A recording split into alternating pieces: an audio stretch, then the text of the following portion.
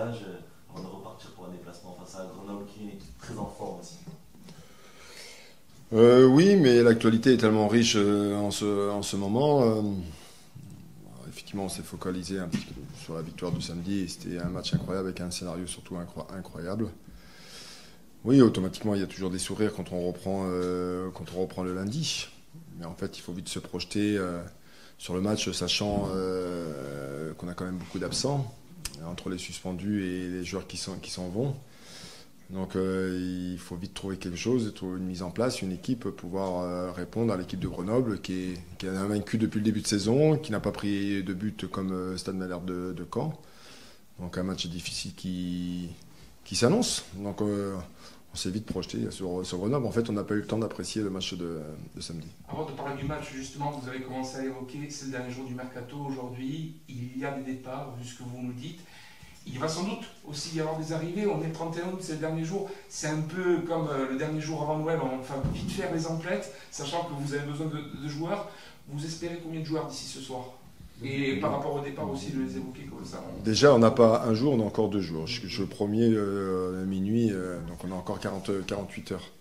Donc en 48 heures, vous avez bien vu la journée qui s'est passée hier avec le départ de VDK. Je peux vous assurer qu'après la séance d'hier matin, j'avais une longue discussion avec lui. On parlait du match de Grenoble et 1 heure après, il nous a quittés. Donc c'est, je ne vais pas dire le charme du mercato, mais il peut s'y passer beaucoup de choses en très peu de temps.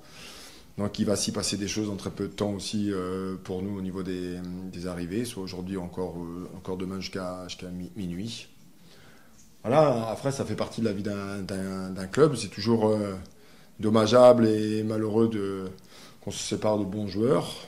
Mais maintenant, voilà, il y a des impératifs au niveau du club, il y a des impératifs au niveau du joueur aussi. Il y a des occasions qui se présentent qu'on vous pouvez pas refuser. Donc il faut se mettre à la place de tout le monde, voilà, à la place du club et puis à la place du joueur aussi. Bon, est-ce qu'on peut s'attendre encore à d'autres départs où le club restera assis? En fait, il y en a assez là, non? Donc, ne croyez pas. Mais encore une fois, on est sûr de rien. Toute offre peut arriver de n'importe qui, de n'importe où. Et ça, on le maîtrise pas malheureusement, comme c'est notre cas aussi de le sens inverse. Nous, on est en discussion avec des joueurs pour qu'ils viennent nous rejoindre. Voilà, ça peut se faire dans 1 heure, ça peut se faire dans 10 minutes, comme ça peut se faire que demain. Donc, en fait, là, c'est des journées à rallonge et même des nuits à rallonge, parce qu'on passe même la nuit à discuter. L'objectif chiffré, c'est peut-être 200 trous et un latéral? Oui, alors déjà, si on en récupère 2, ce serait bien. S'il y en a un troisième qui se présente, ce serait une bonne idée aussi. On travaille sur les 3 postes. Sur le secteur défensif, pour revenir un peu au match contre Grenoble, ça va vous poser un problème. Au départ de Kevin Karkov, la profondeur d'effectif en défense, elle était déjà peu importante, elle est famélique. Oui, alors il y avait beaucoup d'absents dans le secteur défensif. On perd Tom Ducrot qui est suspendu aussi et je considère que c'est un élément indispensable dans notre système défensif. Donc voilà, on a essayé de voir ça toute la semaine, s'organiser pour être le mieux possible. On est en train de réfléchir et on est en train de voir. Voilà. Dans les dernières heures du mercato, se profile peut-être un prêt style Abdoulaye Ndiaye. Si vous l'avez en magasin ou en boutique, on est preneur. Dire des profils de joueurs comme Abdou, bien sûr, qu'on regarde, où on a des possibilités, mais encore une fois, c'est pas la première fois que je vous le répète, on ne maîtrise pas tous les sujets. Il y a le joueur, il y a les clubs, il y a les agents, il y a nous. Ça fait déjà 4-5 paramètres. Voilà, et pour le moment, voilà. Maintenant, le club sait quel profil je souhaiterais dans le secteur défensif. Voilà, si on peut faire, on fera, bien sûr. Donc ce match à Grenoble, forcément, il va être ardu par rapport à ses problèmes d'effectifs, malgré la bonne dynamique. Oui, alors, même en dehors des petits problèmes d'effectifs aujourd'hui, il aurait été compliqué et ardu. Voilà, maintenant, c'est un match particulier déjà pour ces problèmes de transfert, et puis c'est un match juste avant la trêve internationale. Pour les 2 équipes, et c'est toujours délicat quand vous jouez ce type de match juste avant une trêve internationale. Ça veut dire que pendant 15 jours vous allez pratiquement pas jouer, la tête des joueurs, elle se trouve où? En fait, notre plus grand du travail aujourd'hui, c'est de les mobiliser mentalement. Dire à travers ce match, en fait, c'est un bon challenge. Dire c'est une équipe invaincue, c'est une équipe qui ne prend pas de but. Dire il y a quand même beaucoup de défis à relever sur cette équipe de Grenoble.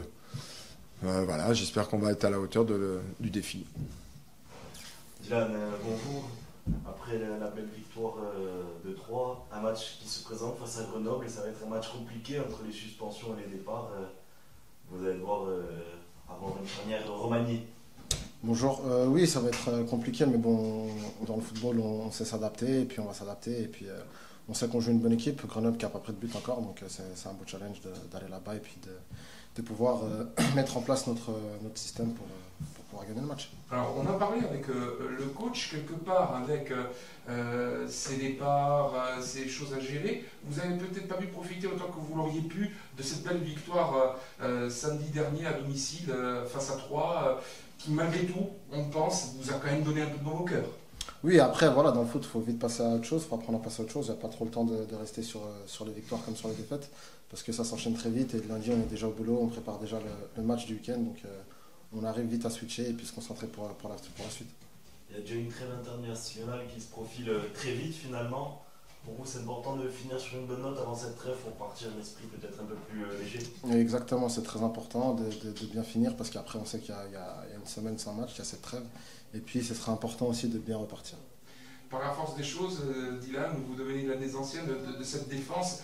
Forcément, c'est une nouvelle responsabilité pour vous, entre guillemets, puisqu'il y a forcément des joueurs qui vont arriver et c'est vous qui devrez leur transmettre les valeurs du sporting et aussi la façon dont vous fonctionnez entre défenseurs. Oui, c'est ça. Écoutez, ouais, comme vous avez dit, je suis un des peut-être plus anciens maintenant derrière. Mais ouais, on va tous se mettre au diapason et on va tirer tous dans la même corde, dans la même direction pour pouvoir bien défendre nos buts. De ce que vous avez eu sur ce début de saison, sur les équipes que vous avez affrontées, est-ce que vous avez l'impression que cette Ligue 2, elle est peut-être plus forte que celle de la saison dernière?